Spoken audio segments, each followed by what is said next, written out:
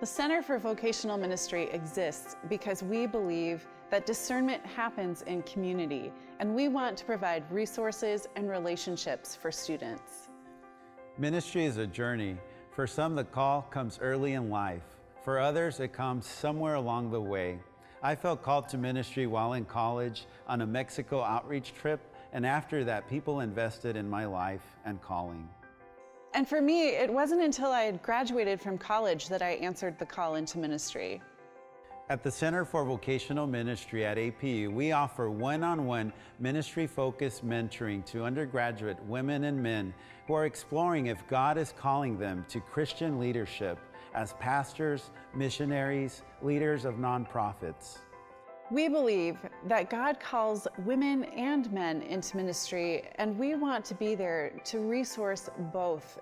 I'm so grateful for the number of people who spoke into my life and encouraged me as I was seeking this call.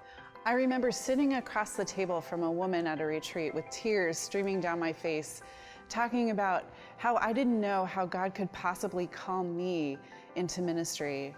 And I remember she took my hands and looked at me and said, "Jen, if God has called you to be a pastor, you will be a pastor."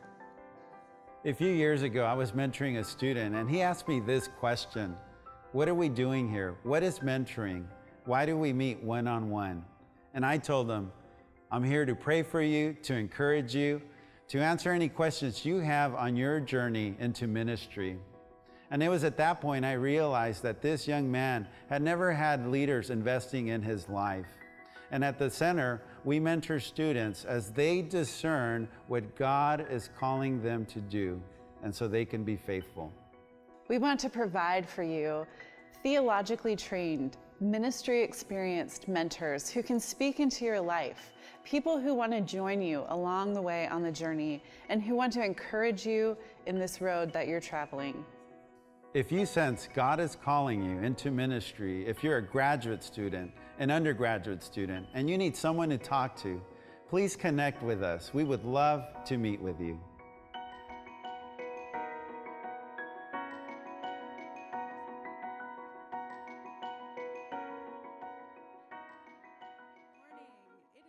To be with you this morning. My name is Jen Graffius, and I'm the Associate Director. Wow, I have some friends out there. I am the new Associate Director of the Center for Vocational Ministry. I've been at APU since June, and I look forward to getting to know a lot of you. It is a privilege to be here to tell you about our center. We're a center that is focused on cultivating resilience in ministry students through formational resources. One of them is mentoring, as we talked about. Another is through student pastor forums. And we have one of those today. You'll have an opportunity to continue the conversation with our chapel speakers. And so we invite you to join us today at 11:30. There is some free food, and I know that's a draw for college students. So we hope that you will be here. It is a joy also for me to introduce to you our speakers today. Pete and Jerry Scazzero join us from Queens, New York. I know, it's pretty cool. Pete Scazzero is the founder of New Life Fellowship Church in Queens. New Life Fellowship is a large, multiracial, international church with over 73 cultures represented there. After serving as senior pastor for 26 years there, Pete now serves as the teaching pastor and the pastor at large. He's the author of 2 best-selling books, and he recently released a book called Emotionally Healthy Leader, and it's a great book. Pete and his wife, Jerry, are the founders of Emotionally Healthy Spirituality. This is a groundbreaking ministry that equips churches in a deep, beneath-the-surface spiritual formation. It's very important to the church, and it integrates emotional health and contemplative spirituality. So, APU, would you join me in welcoming our guests today?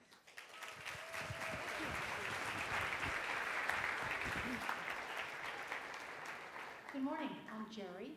This is Pete. And it is great to be here. Hello to you in the other campuses as well. And I just think it's amazing and so nice that all of you stopped what you were doing and came voluntarily to chapel. I just want to Half say voluntarily. thank you. I'm really touched. I'm told half voluntarily. So we came to faith in college at the age of 19, both of us separately in the same college. I wasn't even sure I believed in God, let alone become a Christian. But God met me. It was very miraculous, and started out this Christian life as a sophomore and began to grow very rapidly and learned all the traditional kind of stuff you learn in church, and about Bible study and prayer and worship and world missions, etc. And graduated, was originally going to be a lawyer, and felt God's leading in a different direction. Went on staff in the Varsity Christian Fellowship. Eventually, we got married, and we moved to Central America, learned Spanish for a year, with the intention to come back to Queens, New York City, and plant a church that we called New Life Fellowship Church. This was September 1987, and we intentionally planted the church in an area. Understand now, Queens is one of 5 boroughs in New York City. 2/3 of Queens were born outside the country. So 2.4 million people, 75% were born in other places. So our church has got 75 plus nations in it, everywhere from Bhutan to every nation in Asia, Indonesia, Philippines, Vietnam, Laos, China, every country of Latin America, Mideast, Arabs, Jews, you name it, Eastern Europeans. It's incredibly complex. We say every world tension is at our church. And we planted the church with a commitment to bridge racial, cultural, economic, and gender barriers and make an impact on the poor. And so we've got a large community development corporation and very committed really to tumbling the wall of racism in the Church of Jesus Christ. And so the church grew very rapidly in the early years, went from 0 to 100 to 200, 300, and it was a very exciting place to be. I mean, we used to say you didn't want to miss a Sunday because you never knew quite what was going to happen. Deliverances and salvations, people coming to Christ, dramatic conversions. And that's why they make so many movies in New York, because everybody's got a story. But something was clearly wrong. We weren't sure quite what it was. People were changing, but they weren't changing deeply. And so if you see, and there's an iceberg that we use often to kind of talk about emotionally healthy spirituality. And an iceberg, if you look at it, 1/10 of an iceberg is above the surface. That's what you can see. But 9/10 is below the surface. And the 1/10 is what you see when a person hopefully comes to Christ. They're now behaving somewhat differently. They're going to church. They're praying. They're in Bible study. But the real issue with Jesus Christ is what's happening beneath the surface, deep 9/10 below that you can't see. And that generally comes out under stress, in conflict, under pressure. And we realize that, my gosh, people are getting, quote, on fire for Jesus, but they're still horrific human beings. Judgmental, arrogant, proud. We're like, what? Critical? Like, what is this? Why is there such a big disconnect? And so we tried all the different discipleship paradigms we knew to help people change. More Bible study, more worship, more prayer meetings, more small groups, you name it, more mission among the poor. But it wasn't getting at some deep issues beneath the surface of people's lives, and we just weren't sure what was wrong there. And then I realized some things weren't going so well in my own life. I was frustrated, I was tired, I was exhausted. I was winning the world, losing my soul. I was praying for retirement in my mid-30s. And then one of our congregations, we were planting congregations in 2 different languages, and one of our congregations in Spanish had a split. And it was such a horrific church split. I was like, oh my gosh. I was like, I wasn't sure I wanted to be a pastor anymore. I wasn't even sure I wanted to be a Christian anymore. And it was that ugly. I found myself depressed. I found myself angry. I found myself cursing like a truck driver in private, of course, And I was just so tired of an external performance of giftedness without character beneath it. And then, so that wasn't going well either. In fact, I kept looking at everything outside that had to be changed, and God was trying to get me to look inside at my interior life. But I didn't want to go there. It was too scary, too painful. I was like shuffling chairs on the Titanic, trying to get change in my own life and the people around me. But nothing was going to change until I went, deep inside. But then in 1996, January 2nd, all of this climaxed. I was kind of started this inward journey that maybe there's some issues in my own iceberg that are a problem. But then Jerry came to me on January 2nd and said to me, Pete, your leadership stinks. I quit. I'm going to another church. Right. So, it is true. I didn't quit him, but I quit the church. And so here's my side of things in 5 short chapters. Okay, chapter 1, Pete and I came to Christ around the same time in college. We kind of grew up spiritually together. We're friends for 7 years, and then we fell madly in love and got married. Chapter 2. Chapter 2, we moved to New York City after Latin America. We have no people, we have no money, but we started church. I don't recommend this, okay? We had a lot of zeal, but we didn't have knowledge. It was really difficult. We were going 24/7. We were burning out. As Pete mentioned, we were gaining the world. The church was growing, but I was miserable. But of course, I didn't admit I was miserable because I didn't think good Christians and good Christian spouses should be miserable. So I faked it. But after 7 years, I couldn't take it anymore, and I said, you know what, this church no longer brings me life, it brings me death. I am going to another church. So with that, though, we actually got some help from some very wise mentors. Actually, we went to those mentors I wanted to fix him in the church and the kids and the people in the church. He wanted to fix me. But actually, what I found out in that time with those really wise mentors is that the problem wasn't out there. The problem wasn't the church. The problem wasn't the people. It wasn't New York City. It wasn't small children. The problems were inside of me. I actually had little to no awareness of my whole interior being. And so we would discover during that time the whole connection between spiritual maturity and emotional maturity, that they're inseparable. We would fall in love with each other again. We would fall in love with Christ again. Chapter 4, we began the journey of integrating emotional health and spirituality. And thus, there was greater honesty, greater freedom, joy, love, aliveness, not only in our lives, and this journey started about 20 years ago, but God has used that journey now to change people around the world and bring freedom to a lot of people. And these have been the best years of my life as a person, as a human being for the last 20 years.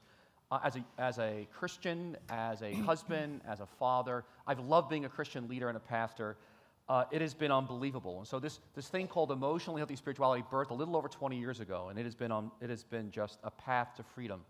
And so we want to share with you as we close here today 5 top symptoms of emotionally unhealthy spirituality, with the hope that it'll hopefully whet your appetite to get on this scary journey. Right. So there's more, but how do you know if you have an emotionally healthy spirituality or an unhealthy or emotionally healthy spirituality? So pay attention to these 5. Number 1, emotionally healthy spirituality is when you are afraid of what others think or fearing what others think.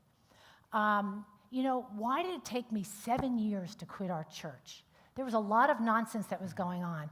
And when I thought about it, I realized the reason it took me so long to quit all the nonsense was I didn't want to rock the boat. I didn't want to get other people upset because I didn't want them to think less of me. So this picture kind of shows you that sometimes who we are on the outside is not who we are on the inside. So at that time, what I realized was that, on the outside I'm saying yes, but on the inside I'm saying no. On the outside I'm agreeing with you, but on the inside I'm really not agreeing with you. On the outside I'm being silent, or I'm not being honest about my feelings, but on the inside I've got a lot of feelings.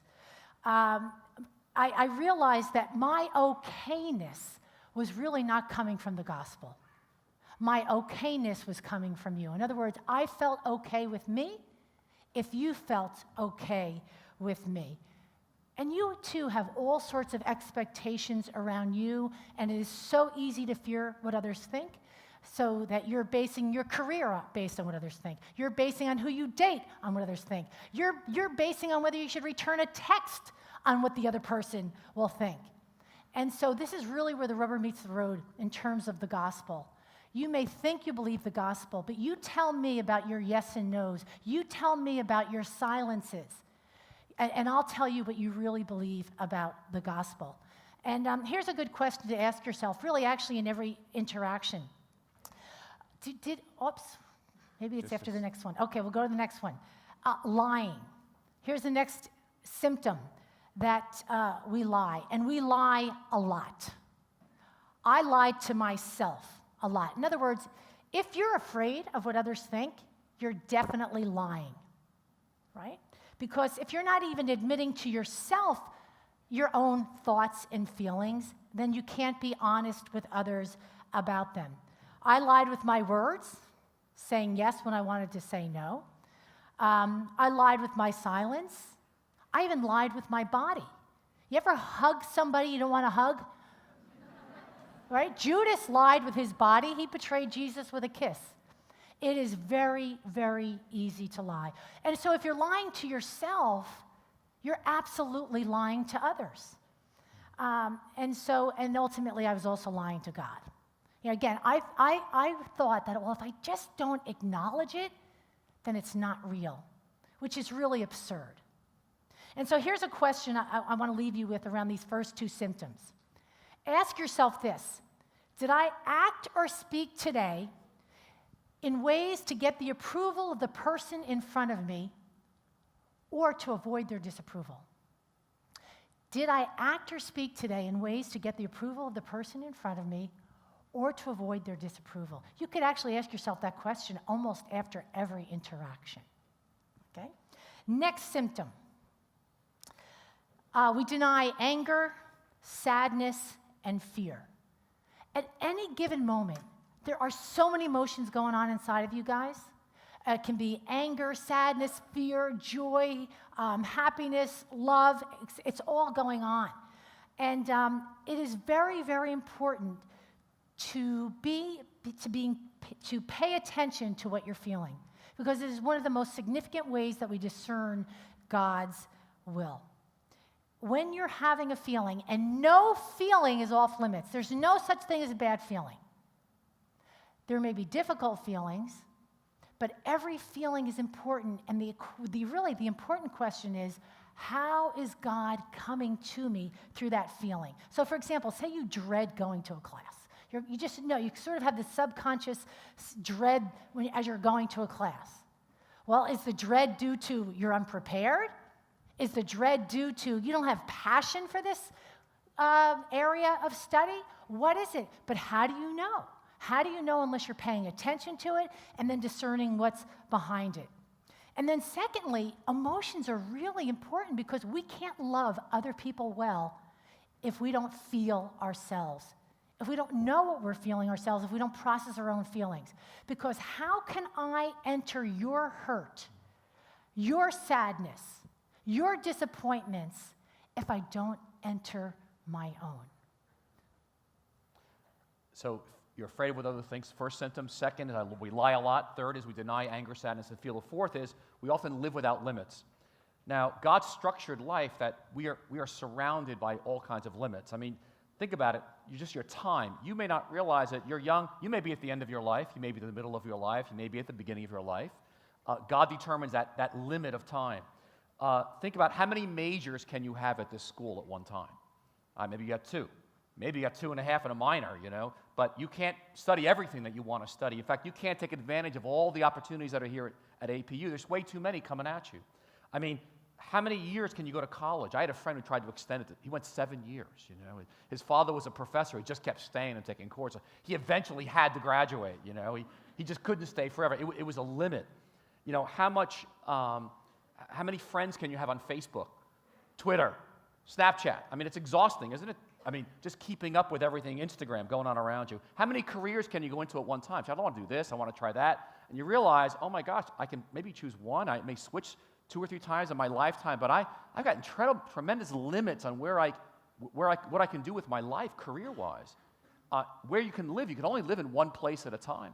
Some of you want to travel all over the world. Well, all the countries, for how long? I mean, it's a tremendous limit going at you. Intellectually, how much can your brain contain? How much can your emotions contain what's coming at you? You find out, I need to sleep. What a limit emotionally. I can only take so much. I find myself exhausted and burnt out. God has just surrounded our lives with limits. How many girlfriends can you have at one time? Well, how many boyfriends can you have at one time? Well, 3 or 4? Well, it gets pretty complicated, You'd like to have 20. I know. You'd like to have 30. If you get married, it's a limit. Do you realize the limitations of marriage? Do you realize the limitations of singleness? Do you realize the limitations of having children or not having children? life is just one big limitation coming at you. And we try to live without limits, and it's exhausting. It's a huge biblical issue because from the very beginning of time, our first parents, the very garden was structured around God put a limit in front of Adam and Eve and says, you can eat from any tree of the garden, but from this one you shall not eat. And God puts the limit right in front of them. And the core of the Christian life is letting go and trusting God. The core of the Christian life is acknowledging you are not God. You are not in charge. He's in charge. And so God puts these limits around us that He invites us to surrender to and actually listen to Him because He speaks through them and He comes to us in great power through them. And, it's like the loaves and the fishes, David and Goliath. He puts us in these limited situations. You're in limited situations right now, and God's trying to come to you through them. He wants you to hear Him. He puts a few seeds in front of you that you're going to grab hold of and trust Him with, and then out of it comes a great harvest for life. But it's very counterintuitive. It's the opposite of everything coming at us from the media, and it's the surrender to God's gifts of limits that come to us. And then finally, the last one is living a secondhand spirituality. It's very easy to live a life around God but without God, or around Jesus but without Jesus. And Jesus tells us this in the Sermon on the Mount. He has this great text. He says, not everyone who says to me, Lord, Lord, will enter the kingdom of heaven, but only the one who does the will of my Father who is in heaven. And many will say to me on that day, Lord, Lord, did we not prophesy in your name, and in your name drive out demons, and in your name perform many miracles? But he says, I will tell them plainly, I never knew you. Away from me, you evildoers. Now, what's so interesting about this is Jesus knows everything about us, right? He knows the hair on our head. I mean, how can he say, I never knew you? He knows us completely from the time we were in our mother's womb. But he's referring to an intimate relationship where he has access to us. It's actually the word for knowing, for oneness, for actually like a marriage type of intimacy. And he goes, I don't know you that way. And so these folks were doing wonderful things. They were prophesying. They were helping people. People's lives were getting better because of these folks' involvement. They were doing it in God's name, in Christ's name. But the problem was they weren't in a relationship with Jesus in the midst of it. It was just kind of they were helping people. A lot of us in this room have tremendous passion, just like I do, for the poor, for the world's needs, and you want to make an impact. But Jesus makes the point is, it's easy to do it with a second-hand spirituality, not a first-hand spirituality, where you're actually surrendering your will, letting Jesus have access to your life. It's done in communion with Him, where you never get exhausted, you never get burnt out, because it's coming from a whole different source. It's Jesus. Out of an abiding with Jesus, something's flowing out of you that's so powerful, it's actually beyond yourself. And most of us, we're busy, we're scattered, and we're compartmentalized. And we found that the key to dismantling the false self in our lives, the key to a life that's really impactful in the world, is actually one where I let Jesus in and I've got some silence and solitude in my life with Him, out of which my false layers melt away. I actually get access to who I really am, like my true self in Christ, my true destiny. I'm free from what other people think. I don't need to lie to impress anybody any longer. I don't have to deny what's going on inside of me. I can be honest about it. I can embrace my limited life, and out of a life with God, I actually can have the courage to live my one authentic life on earth, free as a bird. And so we want to invite you. There's this fight. Yeah, I love that picture of a guy with the ears. In many ways, God's trying to speak through us through the walls that are coming in our life, the stuckness that we're experiencing. But many times we're just not listening, and He's trying to come to us to speak. So let me ask you as we close here.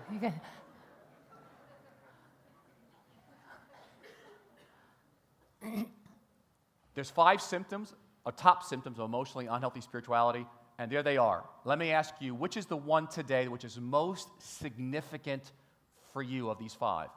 Fearing what other people think, lying a lot, ignoring the emotions of anger, sadness, and fear, living without limits, or living a second-hand spirituality.